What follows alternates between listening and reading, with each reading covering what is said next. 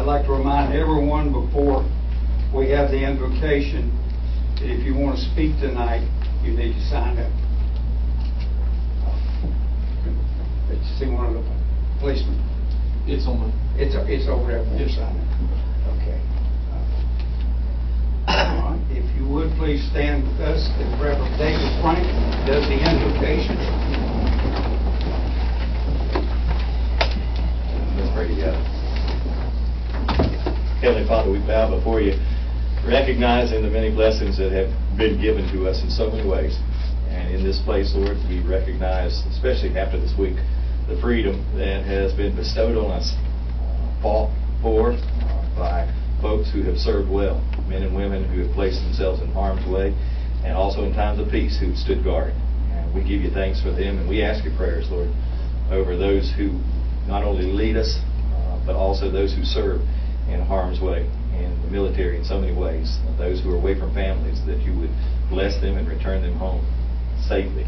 Father, as we meet tonight with the words that are said, the thoughts that are presented, the ideas shared, the guidance that's needed, all, Father, make you smile, and may your hand be on those who lead. You lead these who decide and make the decisions. Lord, may they seek you out for the wisdom that they need, the guidance that they need. Father, that your hand would be on those who serve this town, emergency personnel and town employees who are on the streets, power and utilities. Father, those who are in the offices as well, that your hand would protect, guard, guide them, direct them in their ways as well, that they'd seek you out in that. Father, that you would bless the town as a whole, the citizens who are a part of this community, that they may look to you and be blessed by your hand, and Lord, in the long run, would be a witness and a light to others, not only in this area, but around the world as well. And so, Lord, we're looking to you for a lot of great things, and so we ask, knowing that yours is the hand that provides, yours is the hand that blesses, and it's in Jesus' name we pray. Thank you, Pastor Frank. Remain standing, if you would, please, for the pledge of allegiance. Father, would you lead? I pledge allegiance to the flag of the United States of America and to the republic for which it stands, one nation, under God, indivisible, with liberty and justice for all.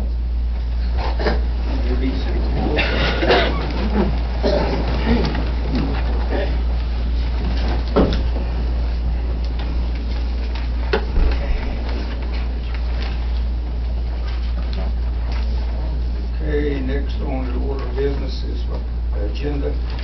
Mayor, I move that we adopt the agenda as presented to us tonight. I second. We have a motion and a second. All in favor say aye. Aye. Any opposed?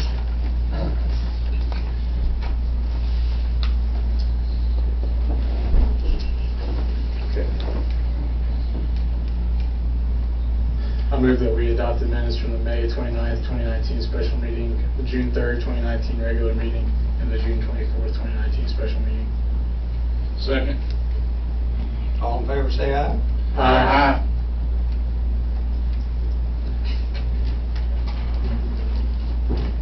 Mr. Mayor, Board, the next item you have before you is considering adopting a contract with Infocus.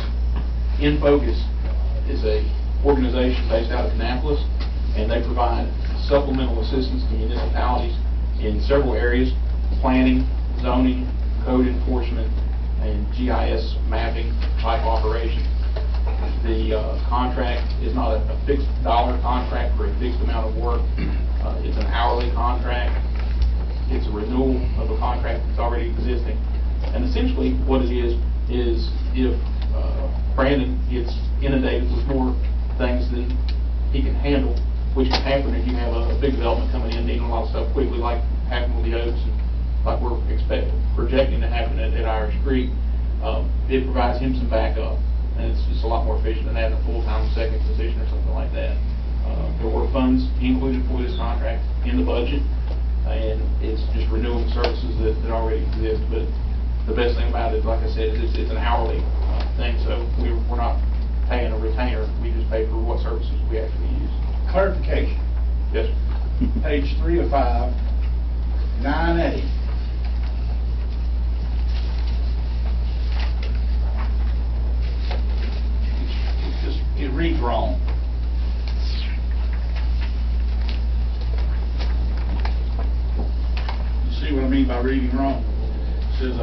$135, and then interim it's got 140.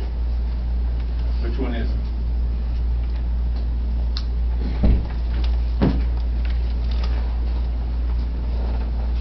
In the 2018-2019 budget, it was at 135. That's what they charged us per hour. Was So the 140 is incorrect. Yes, sir. But I'd be more than happy to look into that. I did not see that whenever I was reading it over the other day, and budget wanted to do that. But as of last year, it was 135. Well, we just accept it at that. Mayor, I move that we accept the agreement with the local government in focus and the contract presented to us today. Okay, we have a motion. I second it. We have a second. All in favor, say aye. Aye.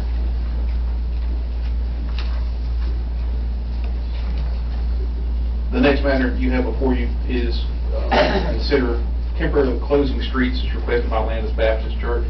This is a request that comes every year to facilitate their vacation Bible school, make sure that no kids are on a roadway with traffic. It's closing the section of North Kimmon Street between Ryder and Garden.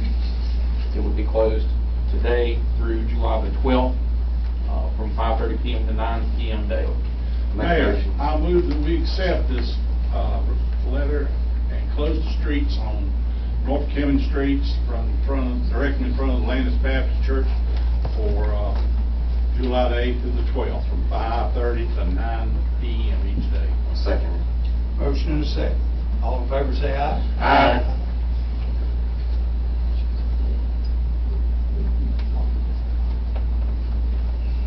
Okay, we've got comments from the department head we want to start with.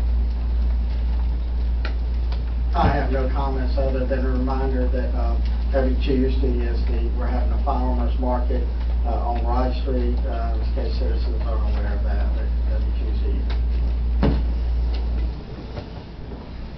Good evening. Just want to let you guys know that we just submitted a grant. It's for basically for a high potential hazard grant for Landis Lake levee/dam that was submitted to the state last Wednesday. So, of course, we haven't heard anything yet. We won't hear anything possibly until September or October. I just want to let you guys know that a grant has been submitted to North Carolina DEQ to also get other funds just in case if we don't get the exact dollar amount that we requested for FEMA. Are we going to be able to get any money from the federal for that too? So the grant that was just submitted, that actually comes from the Homeland Security. Okay, And so it's part of that. Okay. It's just coming out of a different fund.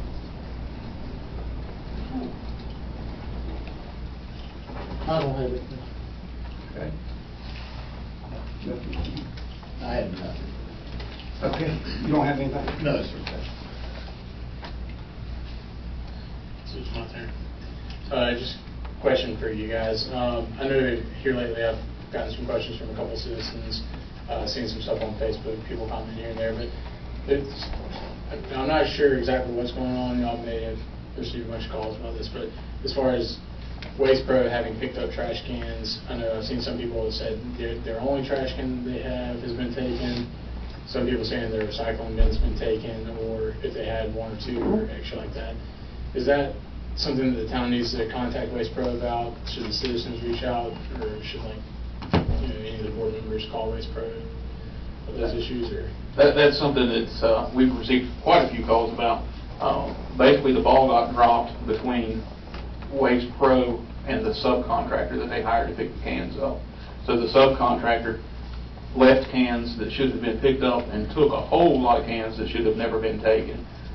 So if a citizen is missing their trash can, they should call City Hall. Waste Pro has been very responsive to us and are daily bringing cans to the people who we have identified that are missing cans. So if they just call Town Hall and talk to Debbie, Debbie's making a list and she's sending it at least once a day to Waste Pro. So we're getting those issues sorted out. I'm not sure how what was exactly communicated between or to the subcontractor, or what the subcontractor heard. But our conversations with Waste Pro were pretty clear, and I believe their instructions were probably pretty clear to the subcontractor. But nevertheless, it got botched pretty bad, and so the only thing we can do is fix it. So we were working diligently on it. So we apologize for any inconvenience it may have caused to folks. We sent out a message earlier today, and on the phone system, letting everybody know that if they've still got a recycle container, to set it out by the street tomorrow for pickup, because all the recycling bins need to be picked up. As you know, the budget, we discussed it at length with recycling. We're not doing recycling anymore, so all the recycling bins, rightfully so, should be picked up. The trash cans, there are some individuals, well, let me kind of back up for a second. One of the things historically that's been problematic, I think, with Landis as a whole, especially as we went through the budget process, and Kenny and I kind of sorted through it, is just lack of management or mismanagement in a lot of things. There were quite a few instances where you had a neighbor move out, and then the neighbor next door said, "Wow, I'd like to have an extra trash can." So they just took the trash can over to their house, and then they had multiple trash cans. Of course, they weren't getting billed extra for trash cans. So what was supposed to have happened was that Waste Pro's subcontractor was supposed to take all but one trash can from each house or each residence, leave them with one trash can if they had multiple, and to take the recycling bins. But somehow, in the confusion that went forward, in some cases they left recycling bins and took the trash cans. So again, it wasn't city employees that did it. It was an issue with the subcontractor, but nevertheless, we're not trying to pass blame. We're just trying to fix the situation. And again, so for them to call City Hall, David will compile the list? Correct, yep. Okay, thank you. Another thing for the board, just something that I kind of noticed that here lately with our meetings. I recall, I think it was the February meeting where we first changed it from 5 minutes to 3 minutes. And this would be a board decision. Me personally, I feel like it should go back to 5 minutes, because I think we had changed it initially to 3 minutes because we were expecting a larger crowd for the February meeting. And so to accommodate for time, to allow more people to speak, I think we had changed it to 3 minutes. But I would personally like to see that go back to 5 minutes, since our meetings have gotten back smaller. Also, and Ms. Morgan's here tonight too. I also think that, with, and I believe she may have came in after the invocation this time too. Yeah. I think it was 2 meetings ago, Ms. Morgan had come and was wanting to speak in front of, to the board and address some concerns during the citizen comments. And in that particular meeting, she had come in about 15 minutes late, wasn't able to make it on the sign-up sheet. So I feel like maybe we should consider having the sign-up sheet being taken up after the board members' comments. And also, I think that would be a good thing to do too, because that way if citizens hear something that a board member says, or hear something that an employee says, they can address that in their comments. Whereas before the meeting had even started, they might have come with one thing, but if they have something that they think they need to say after having heard an employee or a board member, I think that they should have that right to sign up at that time. So just something to consider for, we could either do that this meeting, the next meeting. But I think we should maybe change it back to 5 minutes, and to take up the list for citizens' comments after the board members' comments. And that's all I have.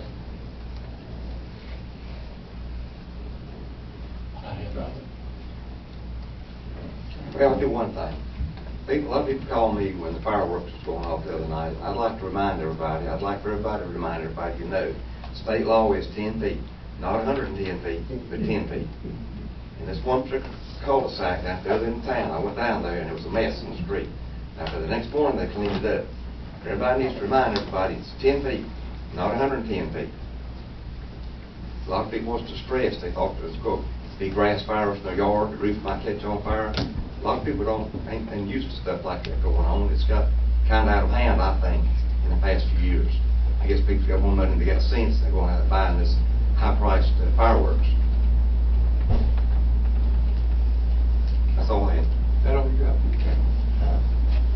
I don't have very much. We have Ron hit on it, the farmer's market. two there ever won. Now, Mr. Miller, the Miller Farm out in Stein Road, he's doing real well. So we feel sure.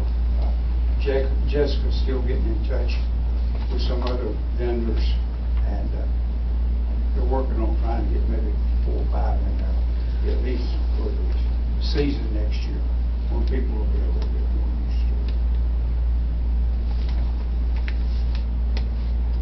That's all I have. We will.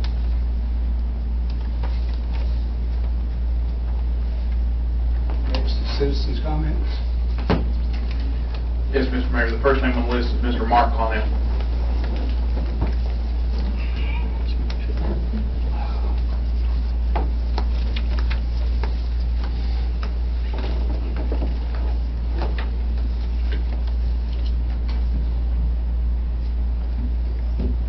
Well, as everybody knows, I grew up in this community as a teenager. Have a lot of fond memories with a lot of fellow teenagers that grew up here, and some of them are family members here on the board as well. But you know, that's just a seed. Our history is just a seed of a budding oak tree of what the town of Landis can be and what we have to do in the future as part of this community of Rowan County. The federal government on the United States dime, and by the way, I'm Mark Connell from 504 Sawtooth Oak Drive here in Landis. I forgot to mention that. The federal government on the United States dime, according to the U.S. Mint, the oak branch is a symbol of strength and independence. Citizens and neighbors, I just want to remind you that it's easier to dig up a seed than a tree. And with that being shared, I want to be a part of that strength and independence. I want to be a part of that significance and that unity that is symbolized by the oak branch on the dime. And that is why tonight that I am officially announcing I will be running for mayor in this year's election. And that is all I have to say. God bless you. Thank you, Mark. Thank you.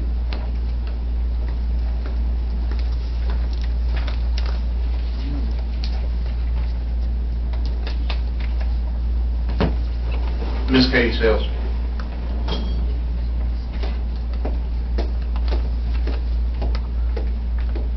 Kate Sells, 717 South Main. I got a concern for the town.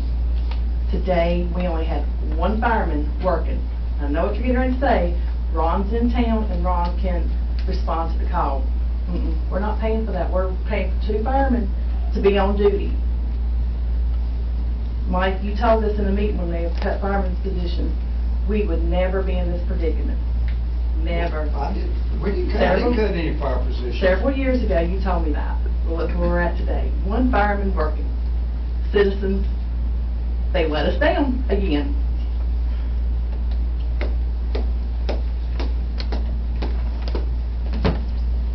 Ms. Meredith Smith.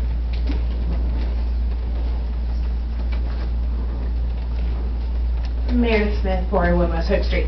I just have a quick question about the trash pickup.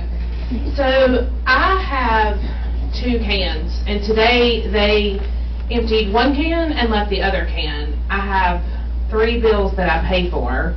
So do you know why they wouldn't have emptied both cans and just, I mean, these are regular trash cans, not recycled. You have to call and speak to Debbie about it? I did. She told me that she didn't know why. All right, well, she would know better than I. Meredith, I can't think of a good reason why they would do that, but... I mean, is it because they're side by side? I need to spread them out? I mean, like, No, any citizen that wants to have more than 1 can and get both of those cans empty can sign up for that at Town Hall. So I'm not sure, but I want to ask her to check on it, because that doesn't make sense to me either. Me either. I just came home and one was empty and one was full, and so we were trying to figure out why they wouldn't have to. We are hoping to get all this sorted out, and I'm sorry you're dealing with that, because that's certainly not our intent. Okay, thank you. Ms. Shelley Morgan.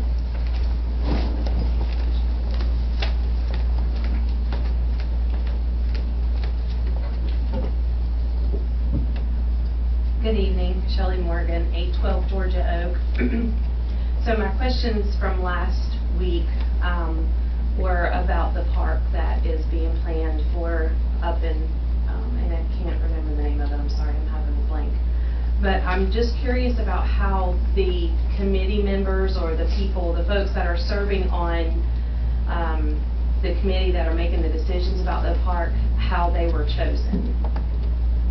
What park are you talking about? The park that's going in up here. The in the passive middle. park? Passive park. Passive park, okay. That park, that park is a private. Everything is being donated by a family. The town, it is in Landis, but the board members and some of the staff and our recreation director are working with Invocation. They done the plan for that. But that's not funded by tax money. Yeah, so basically there's some stipulation on that from the DC Lynn family of that property belonged to the DC Lynn family, and it was entrusted to the town, but in order for us to take that on, it kind of had to be done the way that their family had laid out as being a passive park. So more so of something kind of like, I guess, the best example of something similar is the Veterans Memorial right outside First Baptist in Kannapolis, where it's just kind of like a park to walk through, not really any playground equipment, anything like that. That's kind of what was outlined. Rick would probably know more legally what we're allowed to do with that and what we're not. More importantly, I was very familiar with Mr. D.C. Lynn, and one of the things that he did in his extensive travels was in Europe. And one of the things that he noted and had a great appreciation for was that passive parks in many of the communities. Oftentimes when we as Americans think of parks, we think of activities for younger folks. And I guess what he was trying to focus on was to give individuals who maybe can't run, play, jump, an opportunity to walk, to enjoy the various flowers, trees, and just areas to just sit and meditate. I would submit to you that's what he wanted. I know that he has writings. I haven't seen them.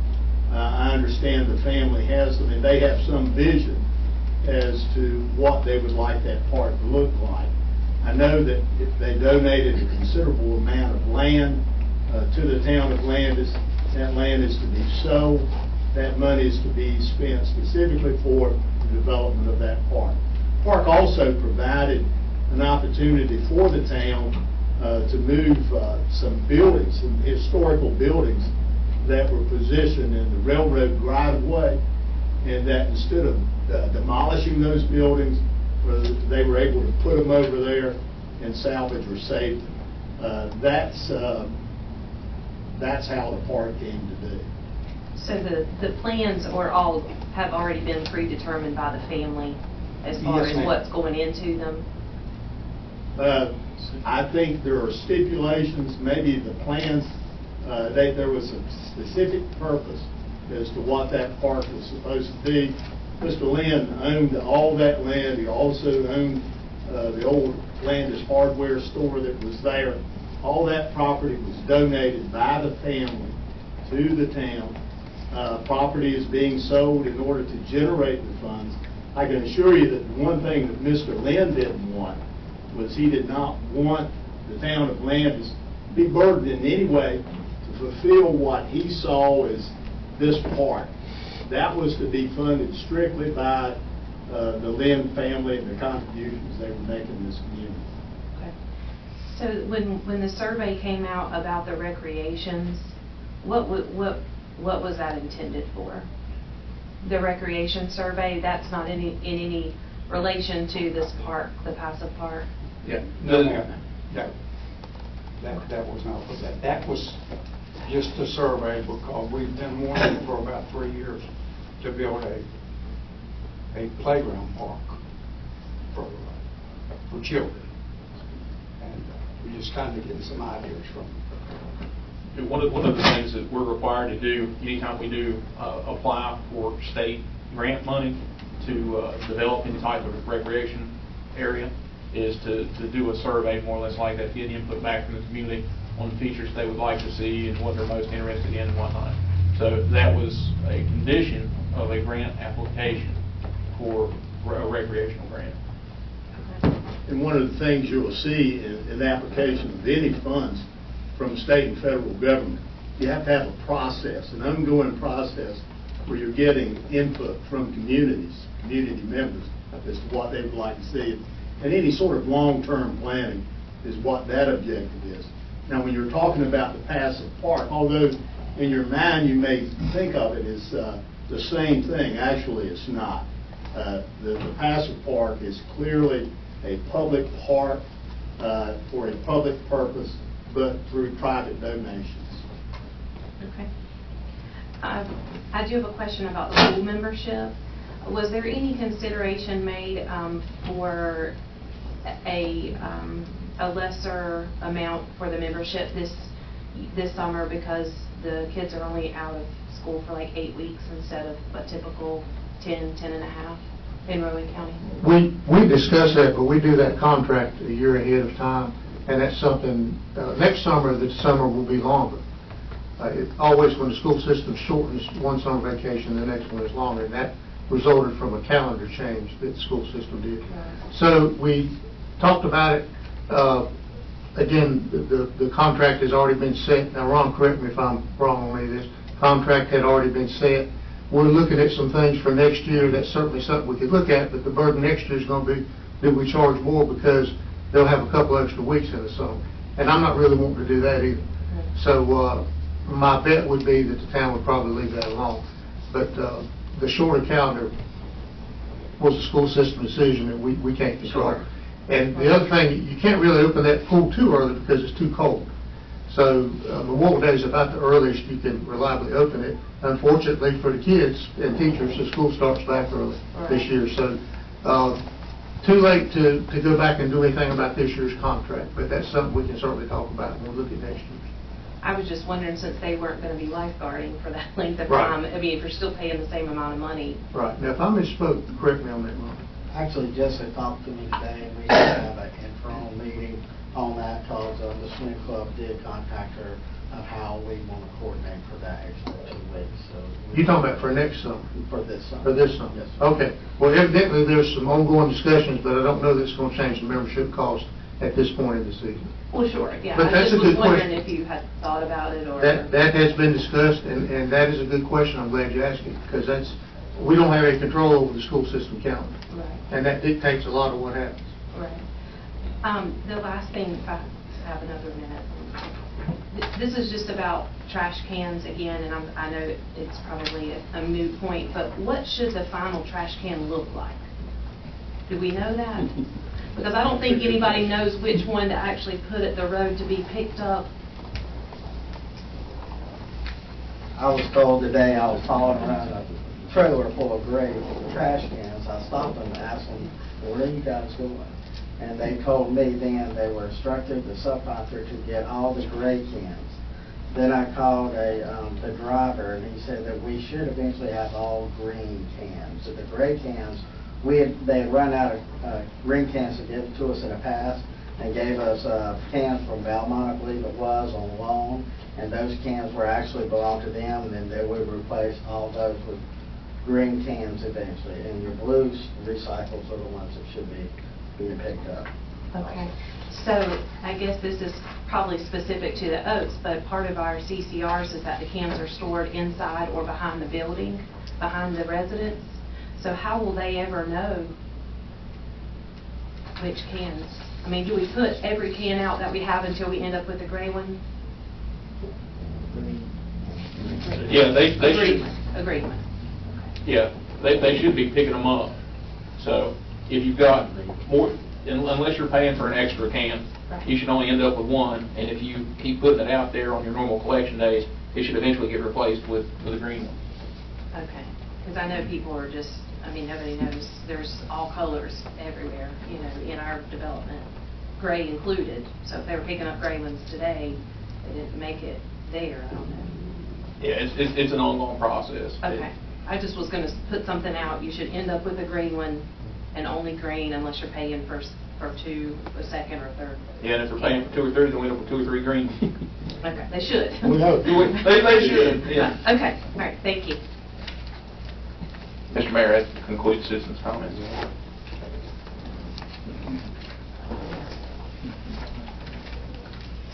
Mayor, I move to go into executive session, to discuss legal matters, and then come back into the regular board. I second it. Have a motion and a second, all in favor say aye. Aye. All right. Folks, you don't have to leave, we're gonna go next door, where y'all won't have to leave. You make a motion, brother. I move that we go back into regular session. Second it. Have a motion and a second, all in favor say aye. Aye. Okay, Roger? Gentlemen, as we ran this policy here by council for your consideration, just for some context for the residents, there had been several employees who had expressed an interest in running for office, and the existing personnel policy precluded them from doing so. We were asked to look into the legalities of would that be allowed? Is our policy the only thing that was barring it? And the answer to that question is apparently yes, our policy is the only thing that's barring it. So at this time, I would present for the board's consideration the resolution to modify the personnel policy. The policy reads, be it resolved by the Town of Landis Board of Aldermen that the Town of Landis personnel policy is hereby amended as follows. Article 5, Section 2, political activity. No employee shall, Section F, be a candidate for nomination or election to office under the town charter. Currently, it ends there and prohibits all employees. The new version would add, if that employee is the head of any department, town finance officer, or town manager. So those would be the only positions that would be excluded. Section 5, employment of relatives is amended to read section, the employment of relatives are board members. No member of the town, everything I'm getting ready to read is new language, it doesn't currently exist. No member of the town board of aldermen may be hired into any vacant position with the town. That provision was intended to prevent someone who is elected from using their influence as a board member to gain employment. The next section, no employee shall be appointed by the board of aldermen to fill any vacant seat on the board. The acceptance of any such appointment shall be deemed a resignation of the employee's position. That provision is designed to prevent, if you had a resignation of a board member, to prevent the rest of the board from appointing an employee to fill the position. So in other words, the only way that an employee could ever get on the board would be by election, by a vote of the people.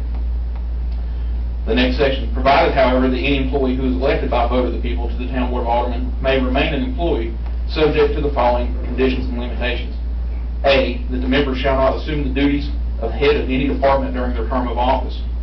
And B, the member requests to be excused from voting upon matters involving the consideration of the member's own financial interest or official conduct, or on matters on which the member is prohibited from voting under General Statutes 14-234, 160A 381D, or 160A 388E2, in accordance with General Statute 160A-75. Most of that language is copied directly from that statute.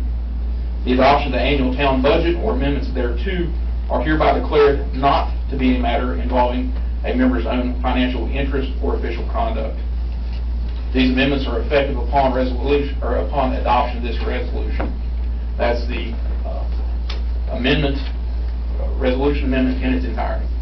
And as I understand it, this will give any employee that wants to run for office this year the right to be able to do so while the filing is open, right? Yes, sir. That they live in the town. Yeah, given that, we got to do that anyway. Yeah, right. Yeah, and that is a major pre-qualification. But yeah, any employee who lives in the town, as long as they don't hold one of the specifically listed offices, Right. So they can't be a department head, finance officer, or town manager. But they could go ahead and sign up for election this year. Yes, sir. They could sign up tomorrow if you adopt this resolution tonight. Because the previous one was a resolution, and this is a resolution, and there was no ordinance.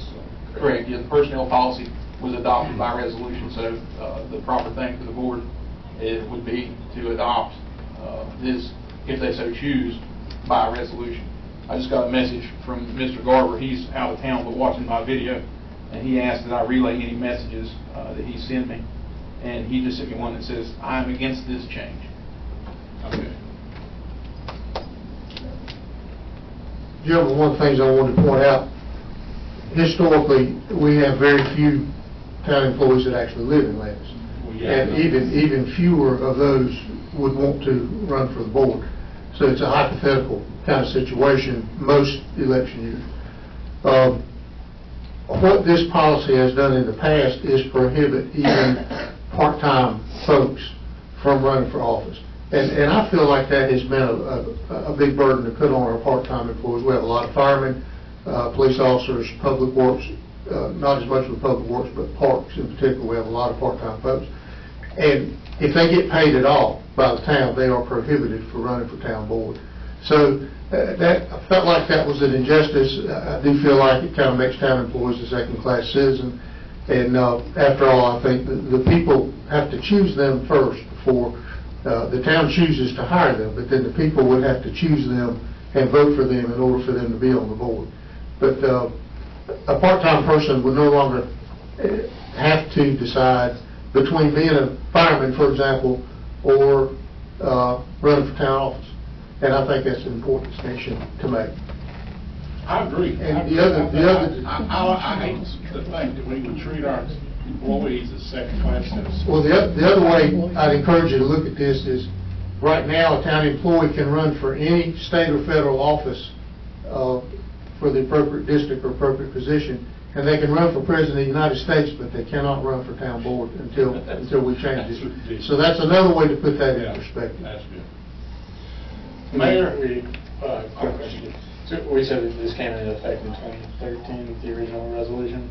That was when the current personnel policy was adopted. Okay. Mayor, I move that we adopt the resolution to modify the personnel policies amended to this. I second. We have a motion, we have a second. Any more discussion on this? Okay, all in favor say aye. Aye. That concludes our business, Mr. Mayor. I believe Mayor May I hear another motion?